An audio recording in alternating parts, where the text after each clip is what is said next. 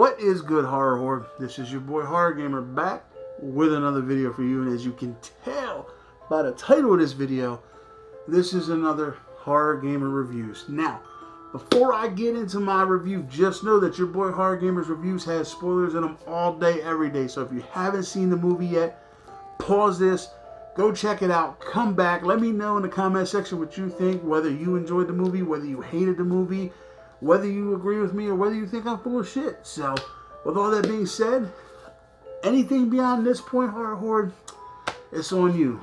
So, as you can also tell by the title of this video, we are going to be doing a very controversial movie today. We're going to be going into the Scream Factory box set of Halloween, and we're going to be exploring Halloween 5, The Revenge of Michael Myers, as per request from my boy, Hey Internet, Eric here. So, what can your boy Horror Gamer say about Halloween 5, The Revenge of Michael Myers? Well, this movie for me is kind of a double-edged sword, because I know a lot of people hate the shit out of this movie, but I don't hate it per se. I mean, I think it's one of the weaker installments in the franchise. And the reason I say that is, you know, you had part 4 where you had Jamie Lloyd and Rachel, and it was go, go, go. You know, Michael Myers chased him on the roof. You know, they're the two final girls at the end. They give Michael Myers a run for his money, you know, and at the end, they set it up for this big climactic thing where you believe Jamie Lloyd is now possessed by the spirit of Michael Myers.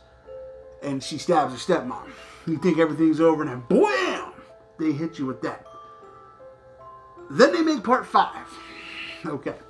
So, what do they do in part 5 that's a big no-no? Well, first, number 1.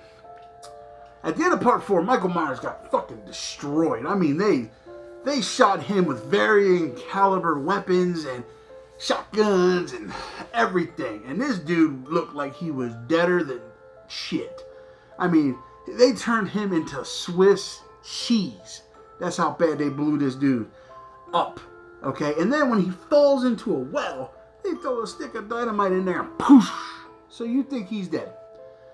Well, big Hollywood, as they always do, they have to find a way to bring him back.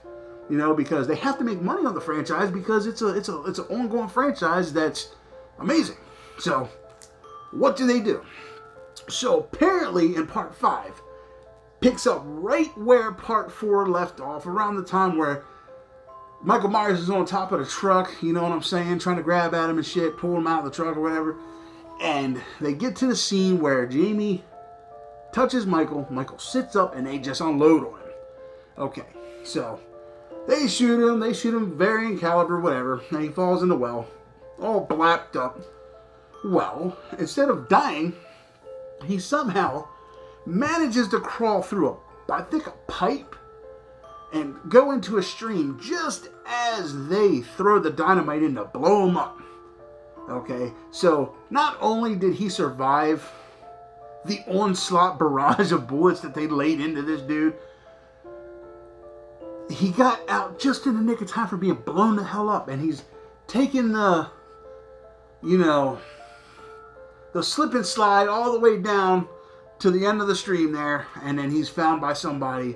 And they don't explain whether he's in a coma for a whole year. The guy picks it, you know, helps him up, nurses him back to health basically. And then it's like a year later, and he gets up and kills the guy, like, because he's Michael fucking Myers, you know. He got to kill everything in sight. And now at this point, Jamie Lloyd is a mute who is in a mental hospital because of attacking her foster mom. So Michael Myers comes back to Haddonfield, kills Rachel in the first like 15 minutes of the movie. She doesn't even make it. You know what I mean? It's your typical, you know, Friday the 13th part 2 scenario where you have the person survive the first one, the first encounter, but then you destroy them not even 10-15 minutes into the movie on the second encounter. That's what they did to Rachel. And then they had her annoying friend, like, kind of pick up the role there. And even though she looked good, she was annoying. You know, she had that voice. She was just meh. So throughout the movie, you know, Jamie is linked to Michael.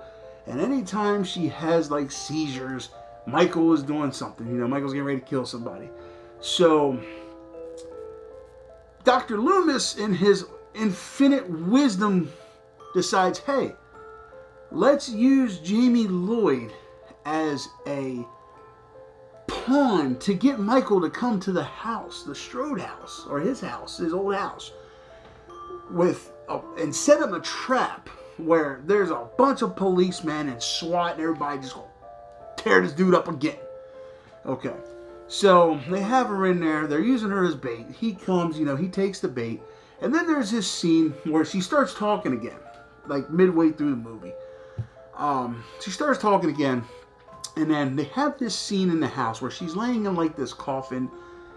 And she looks up at Michael's, you know, standing there like he's going to stab the shit out of her.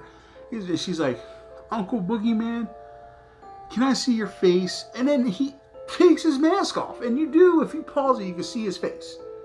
Which, I don't like seeing Michael Myers' face. Okay? There's a reason why he wears a mask. It's to make you feel some kind of way. To make you uneasy when he's around. Now, there are some pretty good kills in the movie, I will say that. Like the scene where he kills that douchebag with the car, I loved. The scene where they're having sex in the barn and he comes with that wheat thing, kills them.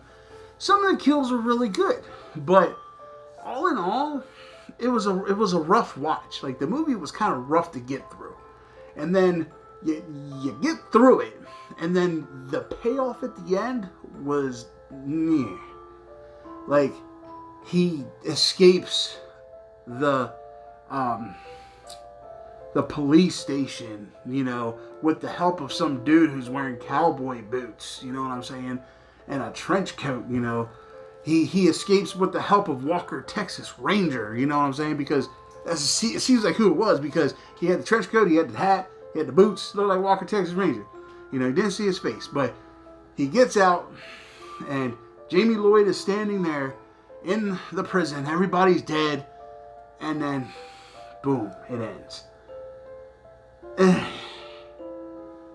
They should have just ended the movie at the logical point after they got him and it was over.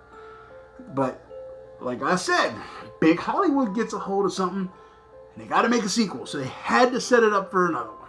So, but if I'd have to give Halloween 5 a score, I'm going to say I'm going to have to give it a 5 out of 10, man. Like, it wasn't the greatest movie. It was okay. I mean, I can get through it, but I don't love it. I don't absolutely hate it, but I can see why people hate it. It's just not. It's a really weak entry in the series. You know what I'm saying? With a series that has a lot of weak entries, this is one of the weaker entries. But they do, in my opinion, they do pick it up with the next one. But that is another video for another time. So, with all that being said, H0rr0rr, I really hope you enjoyed my review on Halloween 5. Hey, Internet, Eric here. I hope you enjoyed it. I hope it's what you were looking for. Also, don't forget, October is H0rr0rr Appreciation Month, and we're coming towards the end. We have a few days left. So get your request in if you want to see me do a video. All right, we're coming to the end, guys. So I want to get them all done for you. The glorious month of October is almost over. It saddens me that now we got to go on to like the Thanksgiving and Christmas. Even though I like the holidays, you know, Halloween's my favorite. So unfortunately, the month went by too quick. But like I said, get your request in because we only have a couple days left. Saturday is it. Saturday, we're done. October 31st. It's the end, unfortunately. So, but with all that being said, H0rr0rr, I love you guys. Thank you. Don't forget, if you haven't done so yet, hit that subscribe button along with that dingly ding ding button. That way, every time your boy H0rr0rgamer throws up one of these reviews, you're in the know. And also, we're coming dangerously close to the Friday the 13th live drawing. So you have until November 12th to get your submissions in, and yeah, don't miss out on this, guys. Free box set of the Scream Factory Friday the 13th. Everybody wants one of those. So, all right, H0rr0rr, with all that being said, I love you guys. Thank you. And as always, this is your boy H0rr0rgamer saying until next time, don't fear the darkness.